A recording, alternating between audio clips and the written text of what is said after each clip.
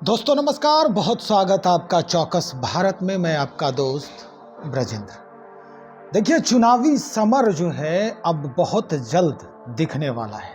दरअसल 2024 में लोकसभा चुनाव है और 25 में विधानसभा चुनाव है। 2024 के चुनाव में पिछले जो चुनाव हुए 19 का लोकसभा चुनाव, और जिस तरह का माहौल बना, जैसे जैसे लोग आगे बढ़ते गए और फिर अन्य राज्यों में, यानी एक एक करके अगर देखें राज्यों की स्थिति, तो टूट भी दिखाई दी। जहां पर एनडीए की सरकार थी, अचानक से वहां पाला बदलते देखा गया है। हम बात बिहार की कर रहे हैं और बिहार में खास करके एनडीए की सरकार थी और 2022 के अगस्त में अचानक से इस पूरे रिलेशंस में दरार आ गए और फिर महागठबंधन की सरकार बनी। और ठीक उसके बाद देश के गृह मंत्री का बिहार आना होता है और लगातार अब फिर से 16 सितंबर को बिहार पहुंच रहे हैं देश के गृह मंत्री। क्या कुछ परिवर्तन होता है? क्या कैसे राजनीतिक परिदृश्य जो है वो बदलता है? इस बात की चर्चा हम आज करेंगे।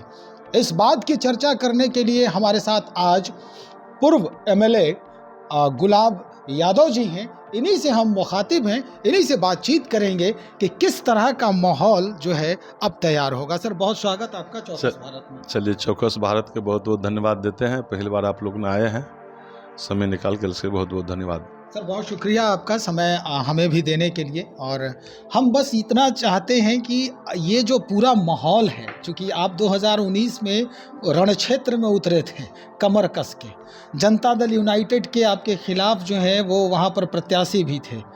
क्या कुछ अनुभव रहा पिछले चुनाव में? और सुनने में ये आ रहा है कि इस बार भी आप कमर कसे हुए हैं, आप लड़ाई को छोड़ेंगे नहीं। देखिए, 2019 में चुनाव लड़े। 2019 में एनडीए ने बलगलाया, जनता के जो गुमराह किया। अच्छा। हर वर्ष हम 2-2 करोड़ युवा का नौकरी देंगे और पुलवामा घटना की भी चर्चा किया गया। देश भर में जान ही रहे कि जम्मू कश्मीर के राज्यपाल जी ने जो उसका खुलासा किया है, तो गुमराह करके जो है ना, हमेशा जो है ना एनडीए गुमराह करके चुनाव जीता है 2019 में। और वो परिस्थिति आज के डेट में नहीं है 2024 में। जी जी। मधुबनी हो या झंझारपुर हो, नहीं क्या वो परिस्थिति नहीं है। आप कहें कि अमित शाह जी आ रहे हैं, आने के सभी नेता का हक है, आने का कोई किसी प्रतिबंध नहीं है। मधुबनी जिला में कुछ मिलना नहीं है। हम झंझारपुर की भी बात करेंगे, मधुबनी की भी बात करेंगे, लेकिन सबसे जो अहम मुद्दा है वो जनता के सवालों को लेकर खड़ा होता है कि जनप्रतिनिधि जीत कर तो आते हैं लेकिन जनता को भूल जाते हैं। हालांकि दंभ सभी लोग भरते हैं कि भाई मैंने ये किया, मैंने वो किया है, लेकिन जनता अभी भी सवाल यही उठाती है। सबसे अहम मुद्दा अगर झंझारपुर को देखें तो वो डिस्ट्रिक्ट बनाने वाली मुद्दा है, जिला बनाने वाला मुद्दा था कि झंझारपुर को जिला घोषित किया जाए, लेकिन जनप्रतिनिधि अभी भी उधर ध्यान नहीं दे रहे। नहीं, देखिए, हमने 2015 से 20 में विधायक थे, तो हमारा प्रथम मांग 2 था, जिला और मेडिकल कॉलेज। तो माननीय मुख्यमंत्री जी ने, उसमें गठबंधन की सरकार था और माननीय हमारे मंत्री, स्वास्थ्य मंत्री तेज प्रताप यादव जी थे, प्रधान सचिव महाजन जी थे। तुरंत ऑनलाइन बात हुआ और तुरंत स्वीकृति दिया। उसके बाद हम कहे कि सर हमारा 2 मांग था, तो बोला मेडिकल कॉलेज दे दिए तो समझ लीजिए जिला ही गया। मांग मेरा कई बार हुआ है जिला के लिए, और ये मांग तो सभी जनता भी कहते रहते हैं।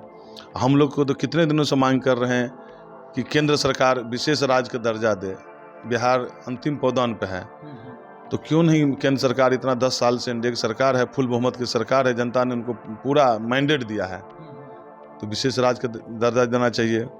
हमारे मधुबनी जिला में केंद्रीय विद्यालय नहीं है, केंद्रीय विद्यालय बड़ा से देना चाहिए। तो हमेशा मांग तो केंद्र सरकार से होता ही रहता है, कहीं विशेष पैकेज दे। हम लोग तो कोई ज़मीन पे देखे नहीं है। और कहते हैं कि हंसी भी आता है मुझे कह के स्मार्ट सिटी बनाएंगे, तो हमारे राष्ट्रीय अध्यक्ष जी से मांग था कि हमारा स्मार्ट गांव चाहिए, गांव चाहिए। स्मार्ट सिटी भी नहीं देख पाए हैं और न स्मार्ट गांव देख पाए हम लोगों ने। सर, ये जो मुद्दा है स्मार्ट सिटी का और गांव का, वो तो खैर अलग मुद्दा ही बन जाता है। हम राजनीतिक उतार चढ़ाव की बात कर रहे हैं। जब भी आदमी चुनाव के लिए सोचता है कि नहीं भाई इतने लोगों ने अपना भाग्य आजमा लिया, इतने लोगों ने काम करके देख लिया, जनता अभी भी नाराज़ है, नाखुश है, थोड़ा हम देखते हैं, चूँकि हमारा भी जनता से सरोकार है, और यही सोचकर हर व्यक्ति रण में कूदता है। आपने भी वही किया था। लेकिन उस वक्त क्या हो जाता है जनता को जब आपको वो पद दिलाने की बारी आती है? क्यों जनता भूल जाती है कि हाँ ये भी कैंडिडेट जो पहले ये काम कर चुके हैं अब इस बड़े ओहदे पर भी काम करेंगे? देखिए, जनता भूलते नहीं। देखिए क्या होता है कि हर चुनाव में कई कई बलगलाने वाले जो है ना सब घोषणा पत्र में डाल देते हैं, जिसका अनुपालन कभी हुआ नहीं है। सब नेता बड़े बड़े खाली घोषणा करता है ना। क्या बिहार में भी पिछले बार वही हुआ, मतलब हारने का रीजन वही था। हारने के बाद भी हमने मैदान छोड़े नहीं है। हमने उस टाइम से 19 चुनाव हारने के बाद भी हमने पूरा मेहनत कर रहे हैं जिला में, और जनता ने आशीर्वाद दिया है। डॉक्टर के भी पूरे बिहार में सबसे ज़्यादा मतों से जिला परिषद अध्यक्ष बनाया है। MLC में भी जनता ने आशीर्वाद दिया है। काम करेंगे तो जनता जो काम करेगा, सेवा करेगा जनता को, तो नेवा जरूर मिलेगा। और हमेशा मैं जनता के प्रति काम में हमेशा एक्टिव रहता हूँ, और इसलिए जनता मानते भी है। और जो नेता काम करेगा तो फिर उसके जनता जो है ना उसको जरूर, मतलब मजदूर करेगा तो उसका बोझ जरूर मिलेगा। तो जनता का हमेशा हम सेवा में रहते हैं। और हम सुबह सुबह भी उठे, आज मोबाइल भी साइलेंट था, करीब 50 कॉल था, सबके रिप्लाई दिए, कुछ पर भी था, पैगाम था, और साथ साथ किए हमने। ऐसे कोई जनता मधुबनी जिला मिथिलांचल में जो इन लोग आ रहे हैं, सभा है 16 तारीख को, सबसे कोई फ़र्क नहीं पड़ना है। आते रहे जाते रहे, बगैर गुलाब यादव को मधुबनी जिला में दाल गलने वाले नहीं है। मतलब क्यों? गुलाब यादव अहम है। हाँ, इसलिए जनता मेरे साथ, हम नहीं है। जनता मालिक है, जनता भगवान है। जनता सब कुछ चुनाव जिताता है, हराता है जनता। हम कौन होते हैं? हम तो उसका सेवक हैं। हम रास्ता दिखाते हैं कि इस रास्ते पर राह पर चलो, इसका फायदा होगा। इतने बड़े डिस्ट्रिक्ट है, 2 लोग पार्लियामेंट क्षेत्र हैं, 10 विधानसभा है। आज तक केंद्र सरकार की तरफ से हम लोग कई बार मांग की है कि केंद्रीय विद्यालय वहाँ होना चाहिए। आज तक कोई उपलब्ध नहीं कराया। जीत कर तो सभी चले जाते हैं, और जनता आशीर्वाद देंगे, मौका मिलेगा तो हम लोग जो जाते हैं तो इस बात को सबसे पहले हम लोग को रहेगा कि मतलब केंद्रीय विद्यालय आवे, विकास का काम हो। राज्य सरकार जो अपना पैसे से तो कर ही रहे हैं विकास, केंद्र सरकार को फंड का कमी की वजह से बिहार उतना विकसित नहीं हो पा रहा है। चलिए, अब तो विकास की बात हो रही है, मुद्दों की बात हो रही है, और आपने ये भी कह दिया है कि भाई बिना गुलाब यादव के जो वो जो क्षेत्र है उसमें कहीं कुछ किसी का होने वाला नहीं है, चाहे भारत का कोई भी बड़ा से बड़ा व्यक्ति वहाँ पहुँच जाए। सर, सवाल एक और है।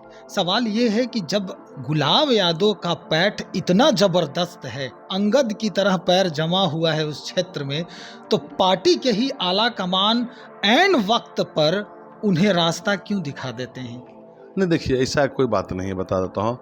कुछ पार्टी के देखिए समीकरण होता है, और कुछ पार्टी का बड़े नेता का जो डिसीजन होता है वो कभी कभी मतलब मिस कर जाता है। क्योंकि ज़मीनी हकीकत जो है ना हम लोग जानते हैं कि रोज़ जनता के बीच में रहते, पंचायत में, वार्ड में, एक एक गाँव, एक एक व्यक्ति कहेंगे तो समस्या सुन लेते हैं। तो बड़े नेता उतना, कोई पक्ष हो, हम ये नहीं कि पक्ष हो या विपक्ष हो, बड़े नेता जमीनी हकीकत नहीं जानते हैं, दूसरे कहने पे चले जाते हैं, उसका परिणाम थोड़ा सा अच्छा नहीं आता है। जमीनी हकीकत अच्छा आया भी नहीं भी तो हम क्या कहें, तो जग जाहिर है, देखे ना, आप लोग देख भी रहे हैं, विधान परिषद चुनाव हुआ या जिला परिषद हुआ, चाहे जिला परिषद अध्यक्ष चुनाव हुआ, तो जनता जिसको सेवा करेंगे उसको जरूर उसको परिणाम अच्छा ही मिलेगा, परिणाम अच्छा मिलेगा। चलिए, चुनावी समर जब आता है, माहौल जब बन जाता है, तो कई पेच जो हैं उसमें नज़र आते हैं, और पेचों के जद में जो है नेता हो या कोई भी व्यक्ति हो जो राजनीति के पैरोकार हैं वो फंसते नज़र आते हैं। कहीं ना कहीं उनका पैर खींचने की कोशिश होती है, उन्हें उस रास्ते से हटाने की कोशिश होती है, भाई मजबूत कड़ी है, इसे तोड़ो। आपके साथ भी ऐसा हुआ है? देखिए, वो आप जो कह रहे हैं, देखिए हम घुमा फिरा के बात नहीं करते, हम सीधे बात करते हैं। ये हमारा जब चुनाव आता है ना, तो ये वीडियो ये चैनल वाले सब अपने वाहवाही करने के लिए चलाते रहते हैं। उससे हमको लाभ होता है, नुकसान नहीं होता है, क्योंकि जनता जानते हैं। और जनता से कोई आज वीडियो एक दिन के लिए चला देंगे, जिनको सेवा हम 20 साल से करते आ रहे हैं, तो जनता जानता है ना हमारा कि क्या है छवि। नेता लोग चाहते छवि खराब करे, खराब करने पे जगह पे और छवि बढ़ते ही जाते हैं। हाँ, लोकप्रियता बढ़ते जाते हैं। 21 में भी चलाया, 22 में भी चलाया, 15 में भी चलाया, 6 में भी चलाया, 11 में भी चलाया, अभी फिर 24 आ रहा है, चल रहा है। तो इस बात से जो है ना, जो जनता नहीं भी जानते हैं तो बात से जान जाते, तो वो आप कमेंट बॉक्स में देखेंगे क्या कहते हैं, इसमें क्या टिप्पणी बताएंगे। ये सब जो है ना, विरोधी सबका काम रहता है, फ्रॉड सबका काम होता है। अच्छा, फ्रॉड है। हाँ, 4 से बीसी ब्लैकमेलर सबका काम होता है। अब गुलाब यादव को ब्लैकमेल कर लेगा, ये किसी को हस्ती नहीं है, गुलाब यादव को ब्लैकमेल कर लेगा। तो ये जो बातें सामने आती हैं हमेशा, तो आप क्विक एक्शन क्यों नहीं ले पाते? देखिए, इस सब हम ध्यान नहीं देते हैं, जो है ना, इसलिए हम जनता की सेवा करेंगे, जनता के दरबार में जाएंगे, सब ध्यान दे क्या फायदा है? इसके पीछे अपने एनर्जी लॉस करना कोई बड़ी बात फायदा नहीं है। उतना एनर्जी जनता के पीछे लगाएंगे, जनता की सेवा करेंगे, तो बहुत सारे सेवा फल में। आखिरी में एक सवाल और हमारा है, इस बार जो आप कमर कसे हैं चुनाव लड़ने के लिए, वो किस पार्टी से है? क्या आरजेडी से ही टिकट लेंगे या फिर आरजेडी में कोई और वहाँ का कैंडिडेट सोचा हुआ है और आप सपोर्ट करेंगे? देखिए, चुनाव तो लड़ेंगे, इसमें कोई किंतु परंतु नहीं। देखिए, हम लोग खेती राजनीति करते हैं तो खेती हुई है चुनाव लड़ना, और जनता का मांग है चुनाव लड़ेंगे। हमारे पास ऑप्शन 2 है, मधुबनी और झंझारपुर, दोनों ही ऑप्शन खाली है, और पार्टी निर्णय लेगा। पार्टी जो है ना, अभी तक वो डिसीजन नहीं हुआ है कौन सा पार्टी कौन सा सीट कहाँ जा रहा है। पार्टी निर्णय लेगा, सिम्बॉल देगा तो भी चुनाव लड़ेंगे, नहीं देगा तो भी चुनाव लड़ेंगे। तो नहीं अगर मिलता है पार्टी की तरफ से, तो क्या आपका वो स्टैंड होगा? निर्दलीय लड़ेंगे या फिर कोई अपोजिशन के यहाँ आप? नहीं, देखिए, सिम्बॉल पार्टी की टिकट नहीं मिलता है तो हम जनता के बीच में जाएंगे, जनता का अदालत में जाएंगे। जनता जो अदालत फैसला करेगा उसको मंजूर करेंगे। मतलब जिस पार्टी के लिए अगर वो कहे कि इस पार्टी में आ जाइए तो आ जाएंगे आप? हम क्या बोले, जनता का फैसला से कोई बड़ी फैसला होता है? जनता की अदालत में उससे बड़ी फैसला कोई नहीं होता है। चलिए सर, बहुत शुक्रिया जानकारी देने के लिए। चलिए, तो हमारे साथ गुलाब यादव जी हैं, और जिस तरह से इनके साथ हमारी बातचीत हुई वो निश्चित तौर पे ये जानने के लिए, ये समझने के लिए काफ़ी होगा कि भाई आने वाले चुनावी समर में गुलाब यादव जी का स्टैंड क्या होने वाला है। इन्होंने अपने ऊपर लगे आरोपों को भी खासा जो है वो निरस्त किया है कि ऐसे ऐसे कारनामों को बहुत झेला है इन्होंने, और जब जब ये आगे बढ़ने का प्रयास करते हैं, जब जब ये कोशिश करते हैं, इनकी सीढ़ियां जब ऊपर चढ़ने लगती हैं या खुद पायदानों को गिनते गिनते जब ऊपर बढ़ते हैं, तो नीचे कोई सीढ़ियों को हिलाने वाला, झकझोरने वाला खड़ा होता ही होता है, और ऐसी परिस्थिति अक्सरहा बनती रहती है इनके साथ। खैर, इससे कोई फर्क नहीं पड़ता। अहम बात ये कि अगर आरजेडी के तरफ से इनको सिंबल या टिकट नहीं दी जाती है तो फिर ये निर्दलीय कोशिश कर सकते हैं, यानी सबसे बड़ी अदालत, जनता की अदालत में जाएंगे, और जो जनता का आदेश होगा शिरोधार्य करेंगे, सर माथे बिठाएंगे। बहरहाल, गुलाब यादव जी से हम लगातार बातचीत करते रहेंगे, और भी कोशिश होगी हर मुद्दों पर बातचीत करने की। तब तक इंतज़ार की ज़रूरत है। बने रहें हमारे साथ।